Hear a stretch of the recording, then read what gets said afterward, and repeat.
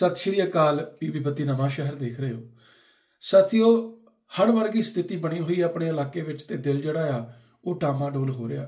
मन तस्वीरां देख के बार बार जिहड़ा वो भरदा है ते नौजवानों की मेहनत नूं सलाम है।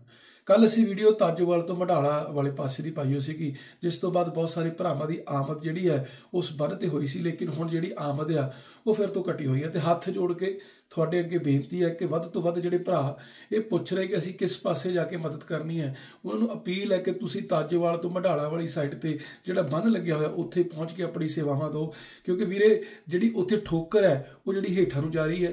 पानी जिहड़ा आ वो कंडियां नूं खोर रहा है।